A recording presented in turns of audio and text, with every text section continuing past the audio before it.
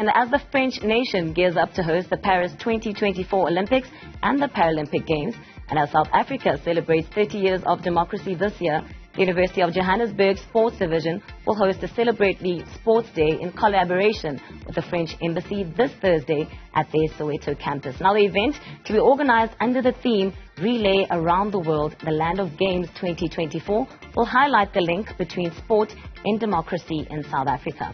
Now, joining us to speak more about this historic event is UJ Senior Manager for Sport, Ms. Nomsa Mahlangu. Nomsa, thank you so much for joining us here on the AM Report. And it's going to be a big historic event, 30 years of democracy in South Africa and the Paris 2024 Games. Why did you as UJ decide you wanted to go on this journey? Well, as the University of Johannesburg, we're a university of opportunities, and what better way for us to celebrate 30 years of opportunities, 30 years of freedom through sport, and obviously with the one nation that is hosting the Olympics. The Olympics are the pinnacle of any games in the world. So therefore, as UJ, we saw it fit that let's celebrate the Olympics and the Paralympics with our students and with the French Embassy.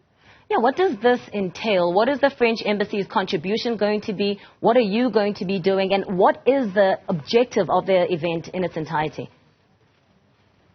The objective of the event is to, one, promote our collaboration between the university and the French Embassy, and obviously a number of French universities out there. But most importantly is for us to celebrate our own athletes that have done well in the Olympics, those that are also looking forward to going to the Olympics.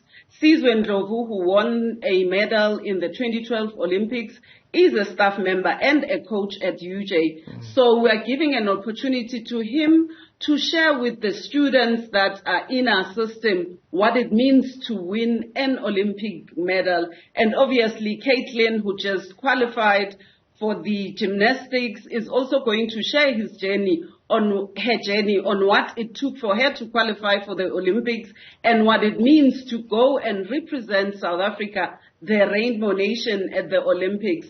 So it is all about conversations, but most importantly, fun and games. Well, it's also about inclusion, which I know is a big thing for you as the University of Johannesburg, focusing on females and disabled athletes. How important is it that that becomes an ongoing conversation, more especially in light of the Paralympic Games? Inclusivity is a non-negotiable for University of Johannesburg. So therefore, on the day of this particular celebration, we're going to have both able-bodied and differently abled athletes competing against each other. But as an institution, over the past few years, we've deliberately invested in women's sport. And if you've really been following UJ, you would know that netball has been on the rise at UJ, and it is the #1 sport for females.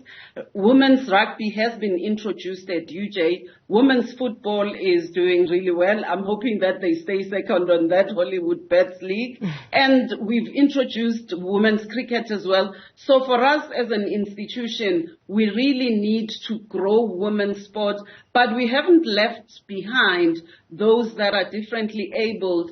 And UJ is one of the few universities that offer sport for students with disabilities. Yeah, and if you're looking ahead, 130 days roundabout now to go until the Paris 2024 Olympics, and the focus is on getting the youth to be more involved in sport, getting them to be excited about the Paris 2024 Olympics. What are you going to be doing then to carry that message through and make sure that you're encouraging the youth, but also getting the excitement going as we build up to Paris 24?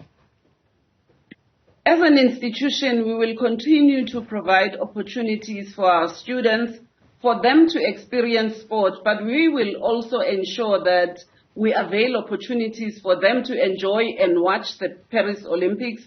So we will be organizing public viewings for our students on specific events, most likely where we will have South Africa competing. And most importantly, if we would have more UJ students competing, we will give our students an opportunity to watch their friends and obviously cheer them on and celebrate sport.